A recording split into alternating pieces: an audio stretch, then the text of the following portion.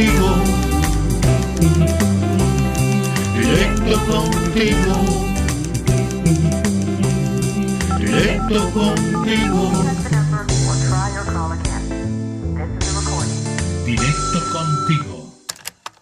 Comienza Directo Contigo. Como pueden ver, rodeada de estos barquitos, de estas islas, pertenecen a una instalación incluida en la muestra colectiva que se puede visitar estos días en la sala de exposiciones del Centro Cultural de la Villa, Federico García Lorca, en el municipio de Ingenio, por cierto. Y precisamente en Ingenio vamos a comenzar, porque hemos visitado un museo, el que alberga una de las farmacias más antiguas del municipio.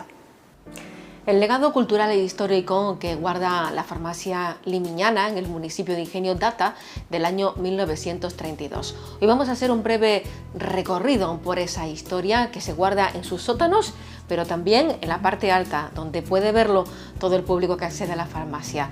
Pedro Limiñana, el farmacéutico, además de familia de farmacéuticos. Bueno, sí. Tercera generación aquí. Tercera generación. Fue su abuelo el que inauguró estas instalaciones. Sí, en el 32, Pedro Limiñana López, mi abuelo, inaugura esto. Sí, hace 86 años ahora, si no me equivoco, la víspera del Pino. En aquella época era la única farmacia que había en toda la zona sur, desde Telde sí, hasta Mogán. Últimamente, en recientes investigaciones, que también para mí es nuevo, este enero creo que se publicó en prensa o así, parece que unos años antes sí se había abierto otra oficina de farmacia, pues no sé si en la zona alta del municipio de Ingenio años antes, pero en el momento que se inaugura era la única que existía. Sí, esa estuvo 7 años o así, después en el 32 sí se inaugura esta y ya no había ninguna más. Sí. Una curiosidad porque cuentan las crónicas que menudo lío cuando se hacía un encargo desde el sur de la isla para poder llevar ese medicamento. Claro, vamos, me imagino la época, ¿no? Y entonces una prescripción que se hacía en el sur, un médico mandaba algo en el sur y era más sencillo llegar a Ingenio que llegar a Las Palmas. Entonces esa prescripción llegaba aquí se elaboraba el medicamento y volvía a viajar al sur, ¿no? Y alguna anécdota me contaban de que si ese medicamento tenía que llegar a Mogán, pues era más fácil que llegara a Arguineguín y de Arguineguín fuera en barca hasta Mogán. O sea que vaya viaje. ¿Cuándo le llegaba el medicamento al enfermo? La verdad es que no sé, pero vamos, no era como hoy que hacemos un pedido por la mañana y lo tenemos a mediodía aquí o por la tarde, ¿no? En aquella época la inauguración de la farmacia fue un acontecimiento, incluso se publicó en prensa. Sí, bueno, vinieron, claro, todas las personalidades, ¿no? Imagínate que aquello pues era una cosa importante, ¿no? Un centro de salud, venía pues un farmacéutico a una zona pues rural, ¿no? Donde a lo mejor los recursos no eran muchos y eso era pues un centro hasta cultural, ¿no? Ese momento histórico está reflejado justo a la entrada de la farmacia. ¿Conservan ustedes incluso el papel de la pared? Sí, el papel es original y hay el marco que se ve ahí con la foto de la inauguración, pues esa casa todavía está aquí en la calle esta, en la Avenida de Valencia ahora, ¿no? Antes General Mola. Enfrente de la edificación actual de la farmacia, todavía está ese edificio ahí donde se inauguró. Y ahí está el título, un título histórico, el presidente de la República. Sí, no creo que haya muchos en España, ¿no? Firmados por el presidente de la República del año 32 y ahí lo tenemos como el centro de esa zona, ¿no? Bueno, en esa zona también están los cuadros, porque Pedro Limiñana era un excelente pintor. Sí, la verdad es que la gente ve los cuadros y se asombra, ¿no? Se extraña y se quedan como que, vamos, que sí, que la verdad es que sabía pintar. ¿Dónde aprendió a pintar de esta manera? Yo creo que él, por la época en la que estamos, se fue a estudiar a Santiago. Era un poco un centro de cultura general. Leía mucho, pintaba, fue juez de paz, inspector de sanidad. Era un poco, yo creo que polifacético. Claro, cultivaba todas las artes, yo creo. Le gustaba aprender de todo. Sí. ¿Cómo se decidió por el mundo de la farmacia? ¿O también le venía de familia? No. Mi bisabuelo se dedicaba un poco al tema de las tierras, era agricultor, con temas de uvas y de parras y cosas de estas. Entonces tuvo 5 hijos y un poco con la ayuda de pues un arcediano que era Pedro López Cabezas también, pues esos 5 hijos estudiaron. Cada uno cogía una rama, no, me imagino que por afición, pero desde luego no por el padre. Uno fue médico, otro abogado, otro farmacéutico, que fue mi abuelo. Y en esa época, pues, no sé, la verdad, apoyado por esto, pues decidieron estudiar y al final se implantó aquí. Bueno, esta zona en la que estamos ahora mismo pertenece a lo que era la antigua farmacia y también hay que destacar una cosa, que era un laboratorio de analíticas. Sí, esta zona concretamente donde estamos era donde se realizaban las analíticas. Aquí era como la zona de laboratorio. Hay algunas fotos de la época en la que se ve mi abuelo con algunos ayudantes, pues tomando muestras y analizando un poco muestras, ya te digo, de análisis clínico. Después hay una zona trasera en la que se elaboraban los medicamentos, que es un poco de elaboración de medicamentos, y ya de almacén, biblioteca, etcétera. Bueno. Pero si la zona esta concretamente es para los análisis clínicos, ya no se dedica a eso. Bueno, podemos ver toda esa zona, que Claro. sé que incluso los escolares vienen, pero bueno, ya eso lo comentamos después. Sí, Vamos sí. a ver el resto de la estancia. Muy bien. Bueno, seguimos en la zona anexa a ese laboratorio de análisis clínico y aquí vemos parte del instrumental. Sí. ¿Qué es esto exactamente? Que es lo que más me llama la atención, Eso- porque estos son microscopios. Sí, esto es una centrífuga manual. Sí, si me permites, es muy curioso, ¿no? Ajá. ¿Y para qué Esto- servía? ¿Para qué servía? Esto permite separar por densidad líquidos, unas mezclas de disoluciones. Hacemos así, por velocidad, le damos fuerte, y entonces por sedimentación, por el peso, por los distintos pesos de los líquidos, esa disolución se separa en fases. Entonces se puede asemejar mucho al aceite y al agua. Cuando se mezcla muy fuerte aceite y agua se mezclan, y si se deja mucho tiempo en reposo se separan. Bueno, pues eso lo podríamos hacer en poquísimo tiempo dándole velocidad de centrifugado. ¿Hoy cómo se hace?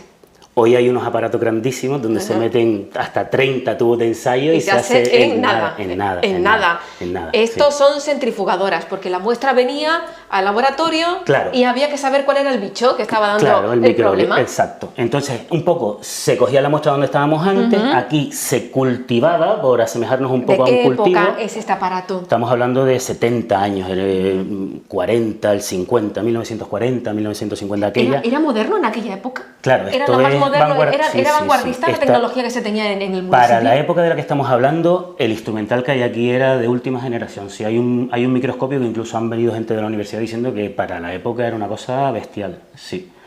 Y vemos distintos instrumentales, estufas de incubación, un autoclave de la época, un aparato que servía para esterilizar, para poder trabajar pues con seguridad, ¿no? Así que el material se esterilizaba Claro, en, claro. en ese aparatito. Claro. Lo de atrás es una estufa de incubación, que es lo que estoy viendo, Sí. y lo que usted comentaba anteriormente, que también se utilizaba para todo el Claro, tema aquella es más del proceso moderna, analítico. aquella ya se enchufa, estas son por vapor de agua y aquella ya tiene un cablito que ya iba a la electricidad.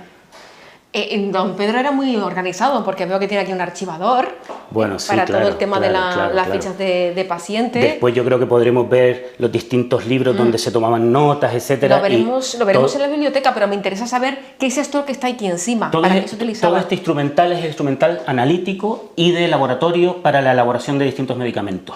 Todo esto son instrumental químico que necesitaba para elaborar todos estos extractos que vemos aquí, todos los medicamentos, e incluso para aislar los microbios y preparar pues distintas preparaciones de antimicrobianos, penicilina y antibióticos para evitar epidemias. Estos viales que vemos aquí abajo, ¿estaban ya preparados para Sí, administrar sí. al paciente, Sí, dependiendo de lo que saliera de la analítica? Claro, tenemos que un poco situarnos en la época que llegaba el enfermo y no se cogía, el análisis no era inmediato. Hoy en día se tardan 24, 48 horas. En aquella época, la verdad es que no sé decirte, pero se tardarían muchos días. Y entonces, antes de esperar a los resultados, ya se iban administrando dosis de antimicrobianos un poco de amplio espectro para acabar con distintos microbios y así pues salvar vidas, ¿no? En el fondo. La zona tenía que estar absolutamente higienizada. Claro, aquí se trabajaba mucho con los mecheros de alcohol. No había ambiente estéril en toda la habitación, entonces se trabajaba en una determinada zona con una llama encendida que garantizaba que sobre esa llama, alrededor de ella, no había microbios. No había ninguno. más microbios que los que estaban Claro. en lo que se estaba analizando. Claro. Estos ya son fórmulas preparadas, ¿verdad? Sí, sí. Y extractos para preparar medicamentos, supongo que Distintas también, cosas, claro. ¿verdad? Jarabes, Ajá. para preparar distintas cositas, ¿no? Aquí tenemos ya productos ya un poco purificados en polvo y aquí tenemos líquidos, todo para al final preparar pues lo que el médico prescribía, ¿no? También se ven algunos ya que venían de laboratorios de la península ya envasados y ya un poco más modernos. Bueno, como farmacéutico, ¿cuál le llama más la atención? Hombre, a mí los frasquitos estos que parecen como de pócimas Los pequeñitos del fondo, encantan, ¿verdad? sí, ¿Qué sí, tienen me esos encantan. frasquitos? Pues desde preparaciones ópticas, preparados para dolor de oído, para infecciones de ojo, todo preparado por mi abuelo y que ahí están, claro, ya no están activos, ¿no? Son muchos años. ¿Había pócimas propias? Es decir, que el abuelo de la familia tenía su propio secreto y Sí, elaboraba sí. el remedio para aquella enfermedad. Sí, todavía hoy en día llega gente por aquí diciendo: tu abuelo me preparaba una especie de chupachú para las llagas de la boca, o tu abuelo me preparaba un ungüento para la infección del ojo. Y que eso ya no lo podemos preparar. De hecho, hasta la ley ha cambiado, hay que tener una serie de cosas aparte. El farmacéutico ha cambiado también. Sí, el farmacéutico Ya no es una investigador, barbaridad. porque el farmacéutico antes era el investigador, el científico, el químico, era Sí, todo. Sí, ahora la verdad es que tenemos una formación muy amplia, pero la cosa se ha especializado mucho. El que investiga solo investiga, el que trabaja en oficina de farmacia solo trabaja en oficina de farmacia, el que hace análisis solo hace análisis. Entonces por ahí se ha perdido un poquito. Sí.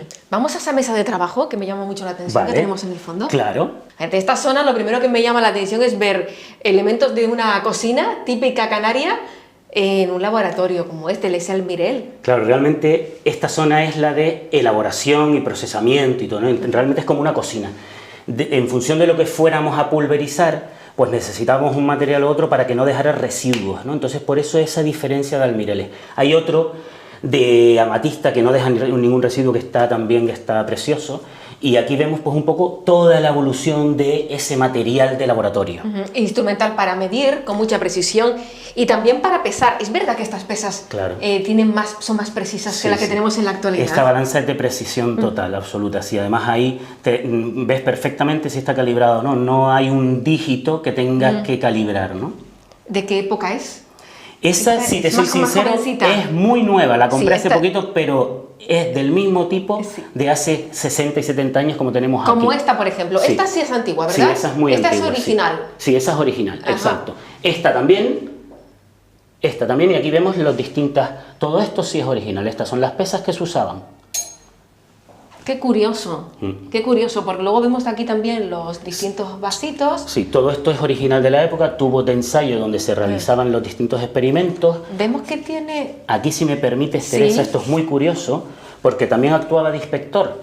Entonces, todos estos aparatos son densitómetros y hay una gran variedad de ellos. Y con cada uno, el inspector sabía si había un fraude en la leche, si había un fraude en aceite, porque según el peso, se sabía si le había echado agua a la leche o le había quitado la grasa, vendiéndola como leche entera, etc. Era un inspector exigente, de esos que se veían venir desde lejos, corría todo el mundo. Sí, hay ¿verdad? algunas anotaciones ahí importantes. Eso sí. lo veremos ahora. Pero me llama la atención estos tubitos que tienen Sí, todavía sustancias en el fondo. Sí, esto es original, esto no se ha tocado desde hace 75 años. ¿Qué sustancias podrían ser? Esos son reactivos, Son reactivos químicos. Sí, sí, estos serían pruebas que se hacían Ah. de análisis y según el sedimento, pues tendría un valor u otro. Por aquí se ven también tablas, que realmente antes se utilizaban tablas de comparación para ver los distintos resultados, porque no habían máquinas, ¿no? Los escolares sabemos que vienen a hacer visitas, ¿se les deja manejar algo? Sí, sí, eso es un poco nuestro interés, ¿no? Que hagan un alcohol de romero, que machaquen plantas medicinales, que vean un poco cómo se trabajaba aquí, si lo hacen ellos mismos. Esta figura es un poco curiosa, esta que está aquí al fondo, Sí. aunque más moderna, ¿verdad? Sí, esto es moderno. Esta es más Esto es una moderna. estructura molecular, así Ajá. de una estructura orgánica. ¿Qué preguntan los escolares cuando vienen por aquí? Bueno, les llama la atención muchas cosas, sobre todo el tocar, el hacer cosas, el practicar, la verdad Y es que... el ver es resultados, Sí, el sí, ver resultados. sí, sí. ¿Vamos a la biblioteca? Vale, venga. Vamos a la biblioteca. Estamos en la zona destinada a la biblioteca y también, Pedro, a los registros propios de la farmacia, las anotaciones, ¿verdad? Eso lo tenemos ahí, en toda esa hilera de pequeños libros. Sí, hay que un poco otra vez situarnos en la época, ¿no? Y no había ordenador, no había nada, ningún sistema que guardara toda la documentación. Todos hacían libros escritos y Sanidad obligaba a guardar registros de todo eso. Entonces hay registros, pues ya le digo, desde el año 30 y pico hasta la actualidad, que todavía hoy en día seguimos guardando libros. Guardando libros actuales. Sí, todavía casi todo se hace informáticamente hoy en día, pero por ejemplo el libro de estupefacientes o el libro de registro de psicotropos todavía lo hacemos a mano. Por ejemplo, este libro que tenemos aquí a un lado, ¿de qué es exactamente? Vale, este libro, claro, este concretamente es un registro de prescripción. Esto ya hoy en día no se hace con la receta electrónica. 18 de marzo del 46, además. Sí, Continúa. Este libro tiene, sí, se empezó en el 42, este está iniciado en el 42, pues ya le digo, hagan las cuentas, ¿no? Entonces, Hoy en día ya esto no se registra, porque ya la receta electrónica guarda un registro de cada dispensación y cada prescripción, ¿no? Pero antes había que escribir, darle un número de registro a cada prescripción por el médico, anotar lo que se había prescrito, el coste, las cantidades y la firma del farmacéutico con la fecha. Pero esto no era solamente para llevar las cuentas de la farmacia, esto también se necesitaba para saber qué había tomado aquel vecino, claro, qué le había producido, claro, si le había ido bien, si le había ido mal, si se podía volver a repetir esa medicación. Y un registro fundamental para el inspector de sanidad en la rama de farmacia, para controlar las prescripciones, las dispensaciones y todo el volumen de medicamentos. Don Pedro también era inspector de sanidad y vemos el carnet. ¿Podemos coger ese carnet? Sí, claro. Vamos a tomar este carnet. Es del año 1900, aquí lo podemos ver en cámara, 1939, que le acreditaba como inspector de sanidad. Sí, en el 32 abrió la farmacia, había un inspector médico de sanidad nacional que se llamaba en aquella época, y unos años después, en el 39, la verdad es que no sé por qué, no sé si porque el médico se jubiló o alguna razón, él tomó la plaza de inspector de sanidad. Y luego vemos, porque era un hombre tremendamente polifacético, le gustaba la música, le gustaba la pintura, le gustaba el arte en general. Estos instrumentos, unos aparatos de radio antiquísimo, ese fonógrafo, ninguno funciona, supongo, ¿verdad? No. Aquello es una, bueno, no iba a decir la marca porque es una marca famosa, es una Blaupunkt, aquella radio de la época, que también tenía que ser en su época una barbaridad. Hace amagos de ruido, pero no funciona, no funciona. Lo mismo que todo lo que tenemos por aquí. Sí, cámaras, aparatos de diapositivas, exactamente, Super 8. aparatos de proyección, además de las máquinas de escribir, antiquísimas todas ellas. Todas. Pero lo que más me llama la atención son los libros, la gran colección de conocimiento que tenía don Pedro. Yo he elegido uno de los libros, este manual de perfumería, que es del año 1937. Pero bueno, por elegir, pues tenemos, por ejemplo, un manual de lengua francesa, tenemos auténticas obras de la literatura, por supuesto manuales relacionados con lo suyo, que era la química, evidentemente, pero también libros de filosofía, libros de religión. Tocaba todos los palos. Yo creo que cultivaba así todas las, le gustaba leer mucho y también un poco era toda la fuente de información y de cultura que había, ¿no? La radio estaba, pero los demás medios no funcionaban bien y toda la información, incluso para la elaboración de medicamentos, guías, tratados de farmacología, todo venía a través de los libros, ¿no? ¿Era un inventor? No me suena de que tenga esa faceta de inventor. No. Era un hombre polifacético, ya lo hemos dicho, y era un hombre muy querido en el pueblo. Eso sí. Eso también. Es un hombre que todavía, hoy en día, hay gente que lo recuerda y todo el mundo me habla con cariño de él, ¿no? ¿Qué es lo que se quiere transmitir cuando vienen los escolares? ¿Se les enseña también esta zona? La zona de biblioteca. Se les enseña un poco todo. Y se quedarían asombrados cómo se le ilumina la cara cuando ven los libros y los cogen, ¿eh? No están acostumbrados a ver libros y a coger los libros y a ver tanto libro. Supongo que un legado del que sentirse muy orgulloso.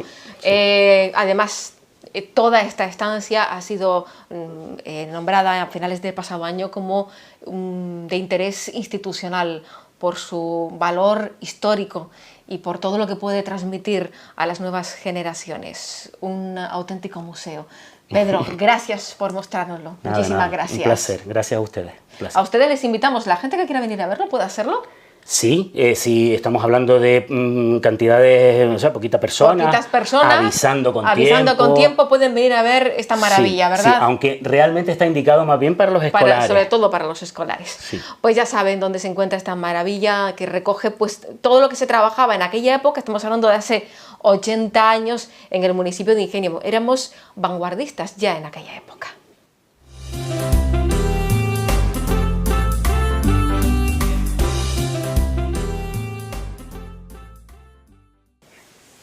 Radio ECA cumple 54 años. Lo hará este próximo día, 15 de febrero. Pero adelantándonos a la fecha del aniversario, nuestros compañeros del municipio de Santa Lucía han estado en la sede de la zona sur de Radio ECA. Vamos a ver ese reportaje.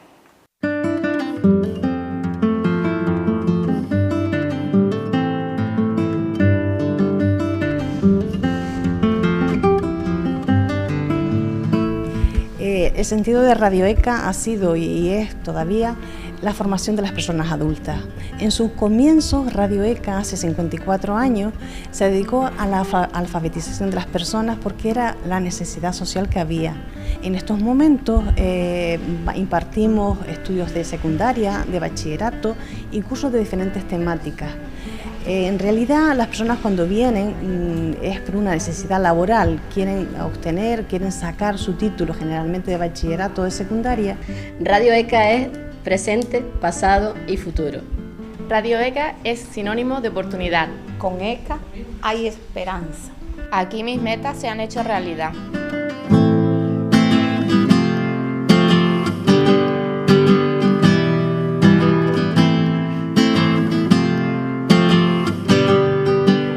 Pero nosotros no solo que pretendemos fijarnos en el aspecto académico, nuestra labor también, y eso es uno de los retos de las instituciones educativas, es dotar a personas con capacidades para que se desenvuelvan en su entorno socioeducativo.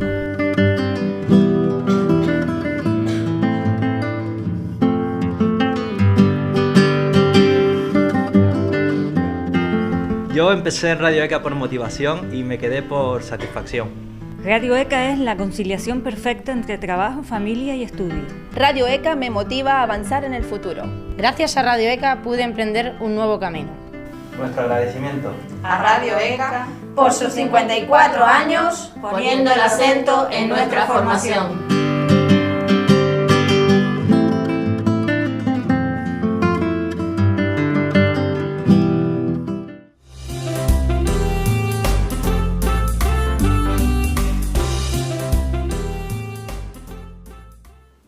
El Instituto de Hemodonación y Hemoterapia está durante esta semana en el municipio de Ingenio. Nosotros hemos accedido a una de sus unidades móviles. Vamos a entrar dentro de esta unidad móvil, vamos a saber cómo se trabaja en el interior de este vehículo y vamos a ver si hay alguien que esté donando en este momento. Hola, ¿qué tal? Bueno, pues este es Carlos Moyo, que es una de las personas que integran el Departamento de Promoción del Instituto Canario de Hemodonación y Hemoterapia. ¿Hace falta promocionar que hay una unidad móvil en un municipio para que la gente se acerque? ¿O ya tenemos donantes que son fijos y que están pendientes? Sí, la verdad que sí. En principio, darle las gracias a ustedes por la cobertura prestada. Muchas gracias. Llegan a sitios donde nosotros podemos llegar. Pues bien, creo que es una buena pregunta lo que acabas de hacer. Es cierto que hay donantes que habitualmente vienen, que saben o entienden que la sangre no se fabrica y que tenemos que estar apoyando esta causa, ¿no? Pero también es verdad, como estás comentando, que tenemos que promocionar la sangre, ¿no? Decirle a aquella gente que se acerquen a la unidad móvil nuestra. Claro, porque la sangre no se fabrica, pero sí que es verdad que caduca. Sí, claro que sí. O sea que por mucha sangre que donemos llegará un momento en que necesitamos volver a donar otra vez. Claro que sí, es así de claro, ¿no? Y entender y saber que ese flujo constante de sangre pues garantiza la autosuficiencia de productos hemoderivados en nuestros hospitales, como son las plaquetas, plasma y hematíes. ¿La unidad móvil está, por así decirlo, de gira todo el año? Todo el año estamos, intentamos tocar pues cualquier municipio, ¿no? Donde realmente haya gente, ahí estamos nosotros. En el municipio de Ingenio, donde estamos ahora mismo, ¿podríamos decir que nos acercamos a la autosuficiencia o todavía no? Sí, estamos rozándola, la verdad que felicidades, hago extensible también desde aquí, de este punto, de la Plaza de la Candelaria, felicidades al municipio de Ingenio, estamos tocando el autoabastecimiento de la sangre. Bueno, la pregunta típica, ¿quién puede donar y quién no? Sí.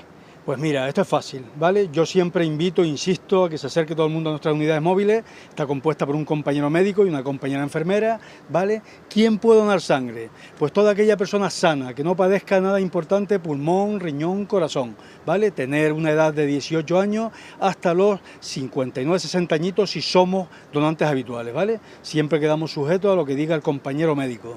Sergio, ahora volveremos contigo, pero vemos que a Sergio, que es el donante que está aquí adentro, pues ya le han retirado la aguja. Sergio, no ha sido para tanto, ¿verdad? Vamos a acercarnos un poquito más. No, que va, no se nota absolutamente nada y en un par de minutos ya acaba, no te das cuenta absolutamente nada. ¿Tú eres lo que se llama un donante habitual?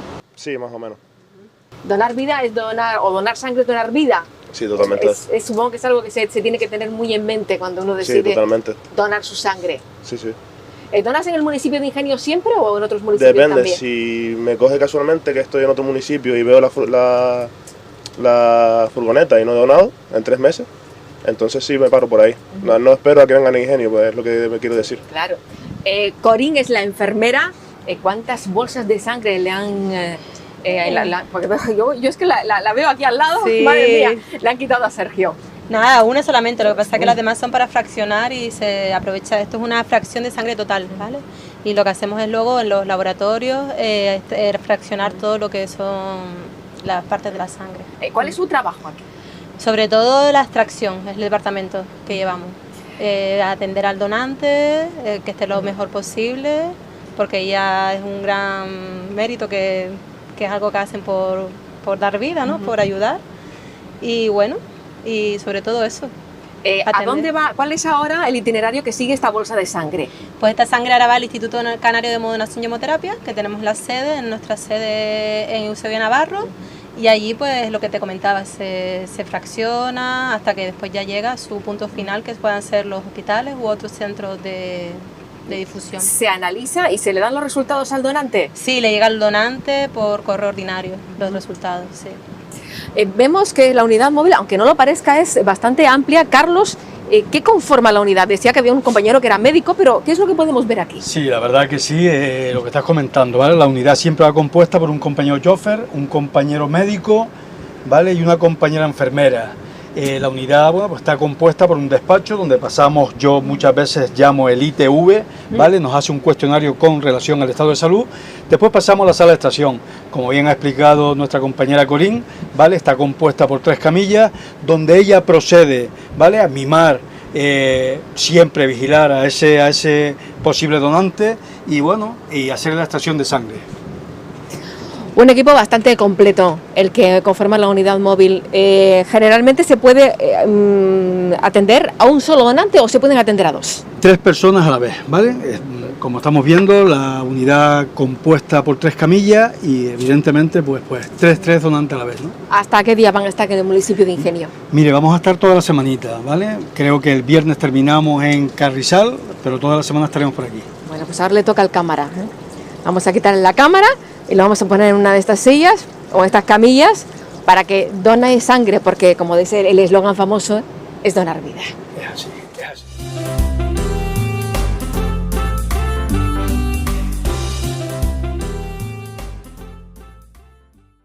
La murga Los Lechoncitos están preparando con muchísima ilusión su presentación. Tendrá lugar, como es lógico, en este mes de febrero. Nos hemos colado en su local de ensayo. Vamos a ver cómo han reaccionado sus pequeños con la visita de este canal. Expectativa, 1, 2, 3.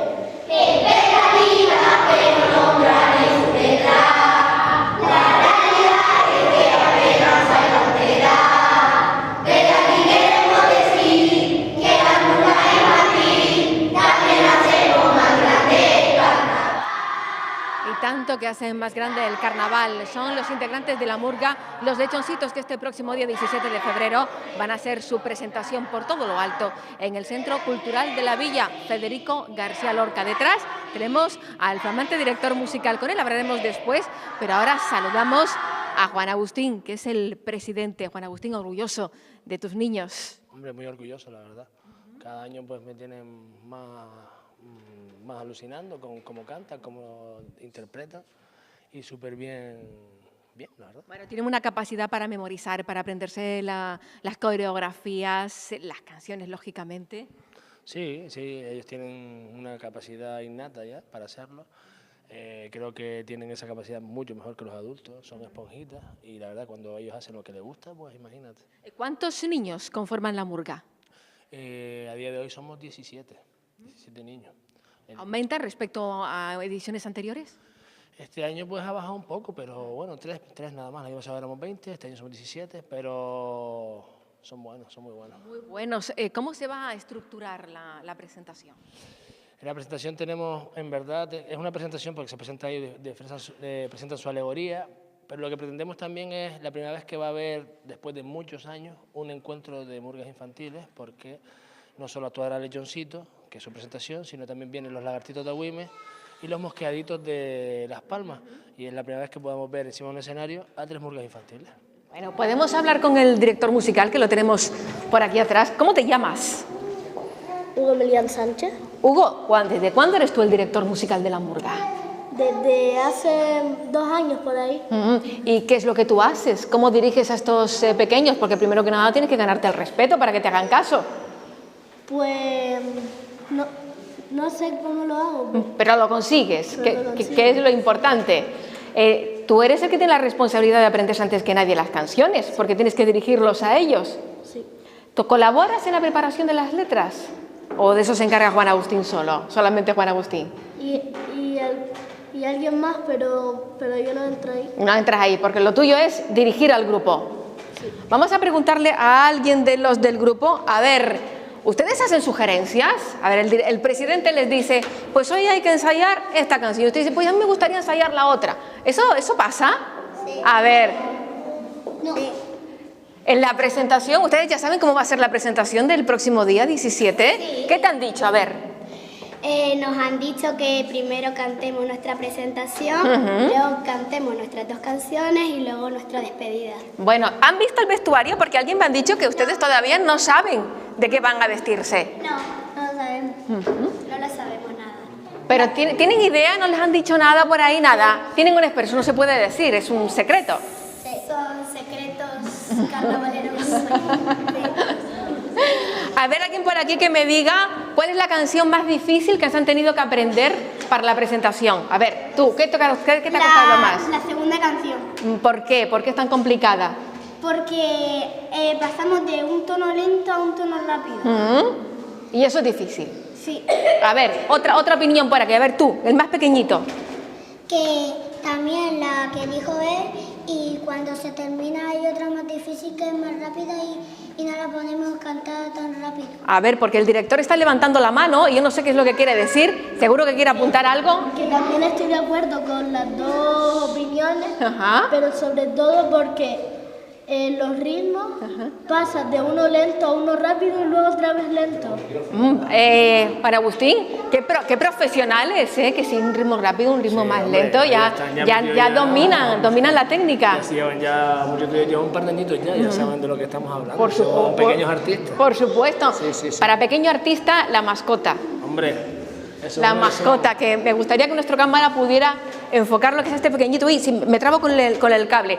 Este pequeñito de aquí que tiene nada más que 4 meses, me han dicho, 4 meses, y el carnavalero que no se duerme durante los ensayos, ni durante más bien al contrario, ¿verdad? Pues tiene mucho futuro la Murga de los Lechoncitos. Yo sé que ustedes han preparado algo especial para este programa, para este canal. Una estrofita. Una estrofita. Sí.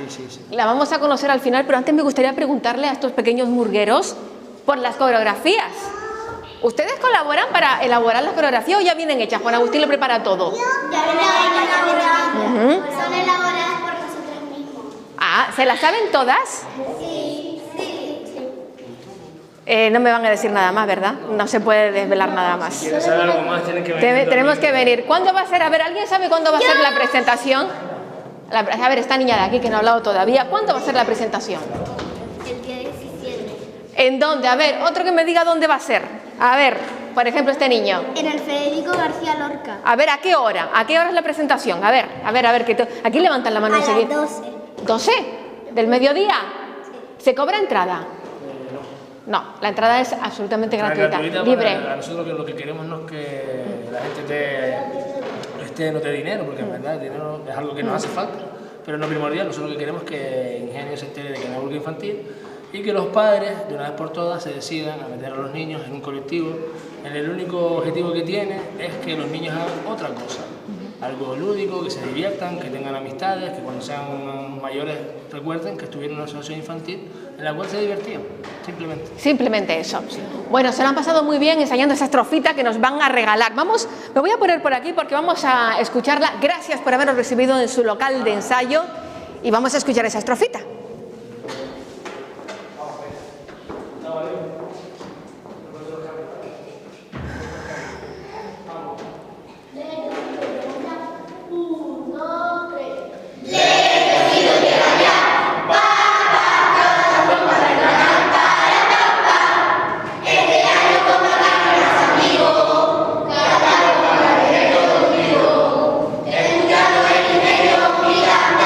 Espero que no pare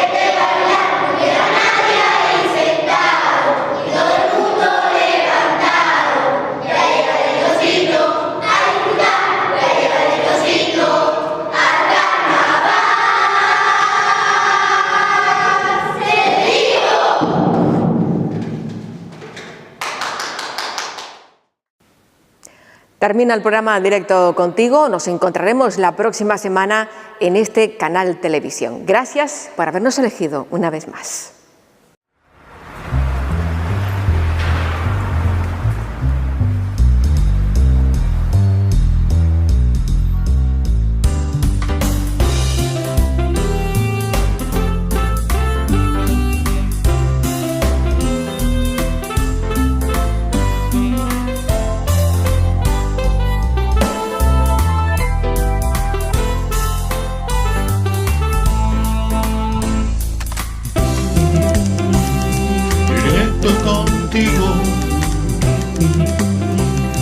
Directo contigo,